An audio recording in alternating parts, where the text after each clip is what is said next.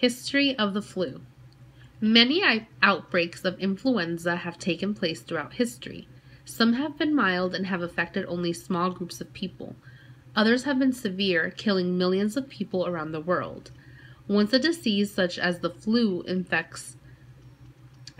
virus infects a few people, it can spread rapidly throughout a region and become an epidemic. The history of any influenza outbreak begins with a single person. On March 11, 1918, a man in the U.S. Army woke up with a fever, a sore throat, and a headache. Many other soldiers at his base soon developed the same symptoms. In 1 week, the Army hospital treated more than 500 sick soldiers. Within a few weeks, 48 of those people had died. No one knew why until scientists learned that the illness was caused by a strain of the influenza virus. In total, the strain of influenza known as the Spanish flu killed more than 600,000 Americans and 25 to 40 million people worldwide. An outbreak of this size is called a pandemic, a disease that spreads rapidly around the world.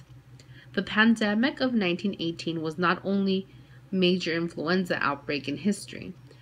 The Asian flu, which appeared in 1957, caused about 70,000 deaths in the United States. It got its name because it first appeared in China before coming to the United States in June 1957. Another strain of flu, the Hong Kong flu, was first seen in Hong Kong, China. In 1968, this virus caused another pandemic, killing 34,000 people in the United States, as many people as live in a small city. And in 2009, the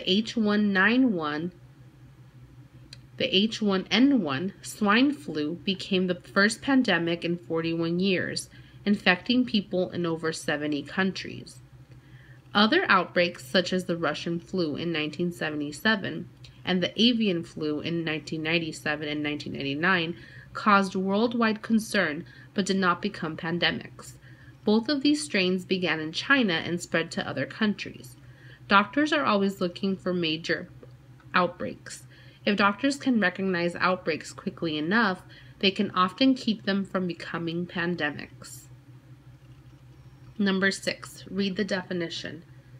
A widespread occurrence of an infectious disease in a community at a particular time. Circle the underlined word that best shows the definition above. Many outbreaks of influenza have taken place throughout history. Some have been mild and have affected only small groups of people. Others have been severe, killing millions of people around the world. Once a disease, such as the flu virus, infects a few people, it can spread rapidly through a region and become an epidemic. Number 7. What influenza outbreak occurred in 1918? A. The Asian flu. B. The swine flu. C. The Hong Kong flu. D. The Spanish flu. Number 8. Read the paragraph from the passage. The Asian flu, which appeared in 1957, caused about 70,000 deaths in the United States. It got its name because it first appeared in China before coming to the United States in June 1957. Another strain of flu, the Hong Kong flu, was first seen in Hong Kong, China.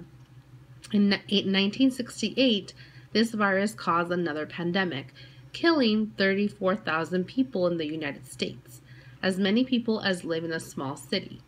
And in 2009, the H1N1 swine flu became the first pandemic in 41 years, infecting people in over 70 countries. Which of these best describes why the author used the sentences in the passage? Choose 2. A. To show that the Hong Kong flu was another epidemic. B. To show that there have been several pandemics since 1918. C. To show that the United States saw its first pandemic since 1918 in 2009. D. To show that there are many different strains of the flu that have caused pandemics.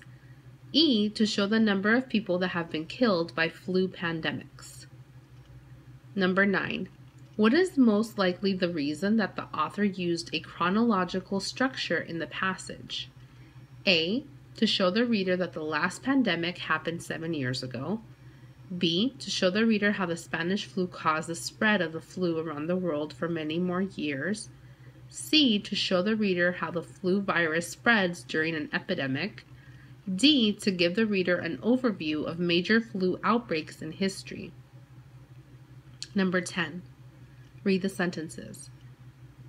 Other outbreaks, such as the Russian flu in 1977 and the avian flu in 1997 and 1999, caused worldwide concern, but it did not become pandemics.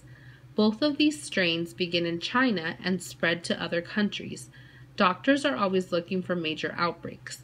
If doctors can recognize outbreaks quickly enough, they can often keep them from becoming pandemics. Why is the difference between this paragraph and the ones that came before it important to the passage? A. It shows that there are still pandemics. B. It shows that doctors are actively working to prevent pandemics like those mentioned in the previous paragraphs. C. It shows that doctors are worried more pandemics might happen like those mentioned in the previous paragraphs. D. It shows that the Russian flu and the avian flu weren't bad pandemics like those mentioned in the previous paragraphs.